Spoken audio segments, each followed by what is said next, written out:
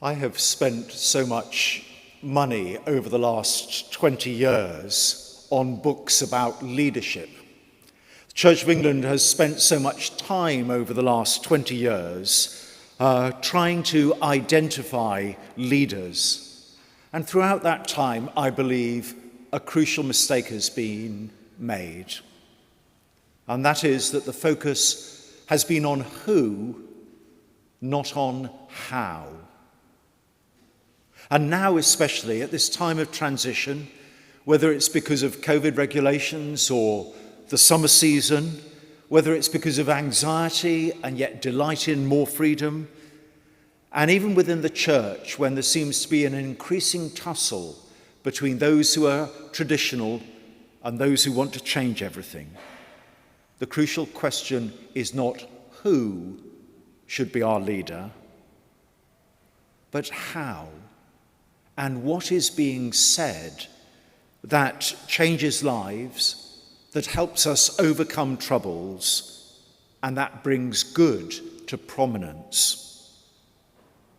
This is all triggered by the two readings we've just heard. Jeremiah speaks most powerfully that phrase about people who long to be shepherds, shepherds with a capital S, but who don't do the shepherding.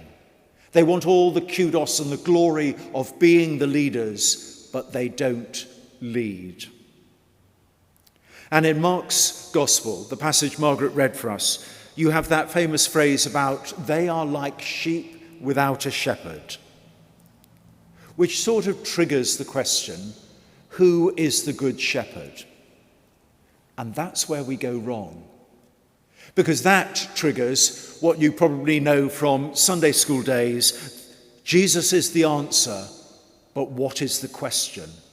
We know who the good shepherd is, but that's not the problem. What we need to know is what good shepherding looks like. And there was a moment in Israel's history when they were much more alert to this, alert to the how. What does leadership do for us, and not the who? And my hunch is that it's some of that we need now and today. So that moment in Israel's history came. At the beginning, the people of Israel were like a family tribe.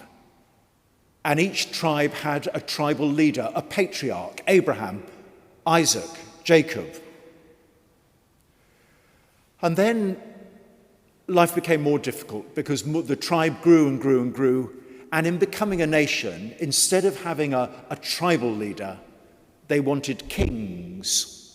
Kings worked for a few hundred years, but basically the kings went wrong, loved power more than doing kingly business.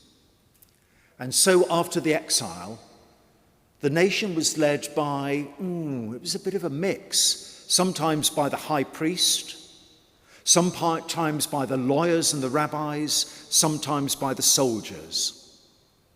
And again, that will be familiar to us as you broke a power between the sacred, the secular, and the military. So much should be familiar. But there was a moment between the patriarchs and the kings when the people of Israel were led by judges. Judges, firstly, were not judges as we know them. They were nothing to do with the legal system. They weren't democratically elected. They weren't hereditary, so one judge, that person's son didn't become a judge. They were nothing to do with the military. What they were wise, discerning people of courage. And when the small nation of Israel got into difficulty, God would raise up judges, wise, discerning, courageous people who would do their bit and then with all humility go off into the shadows. Because that is what leadership was needed then, and maybe that's what's needed now. Just to do your bit and then let it go. And the only power they had was not power of election, not power of sword or money or altar. The only power they had was their wisdom and their courage. And their role, twofold.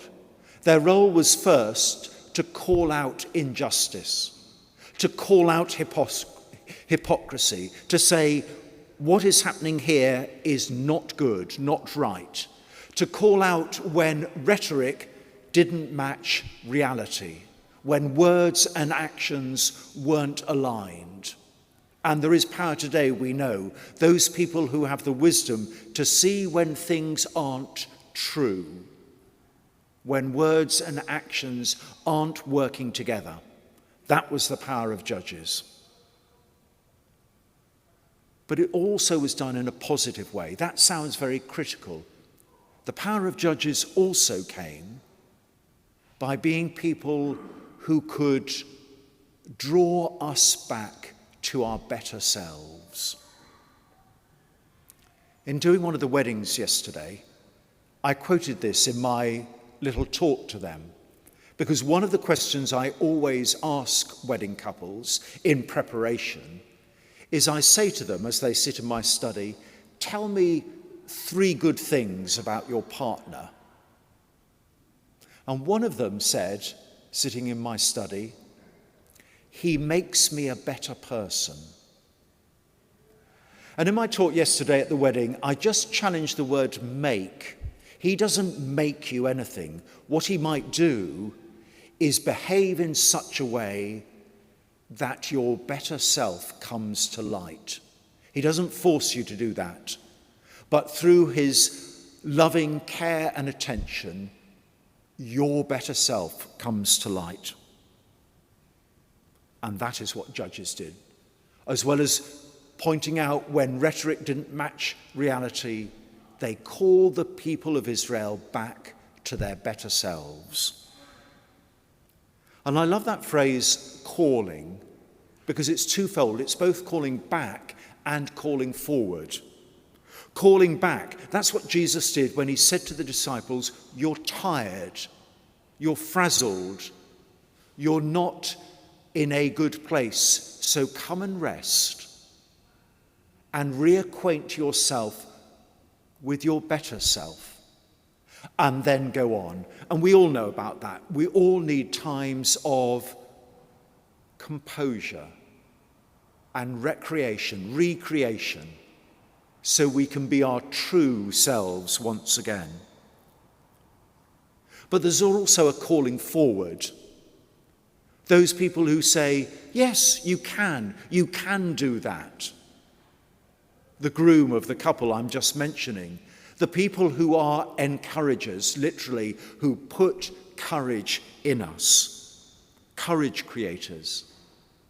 And that's what we heard in the gospel reading. Once the disciples had rested, the busyness happened all over again because goodness is so attractive. That was the pattern of leadership. A less well-known time in the history of Israel, but seems to shine out to me as to what we need today. If we are to be true to ourselves, we need to find time and people in whose presence we reconnect with our goodness. It happened in the time of Judges. People who were worthy of attention. It happened in that anecdote, between Jesus and his disciples. But what I love is that it didn't just happen that moment.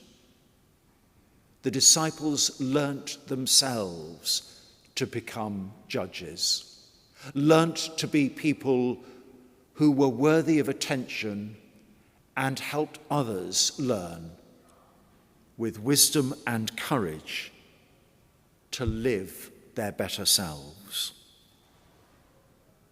Our calling today.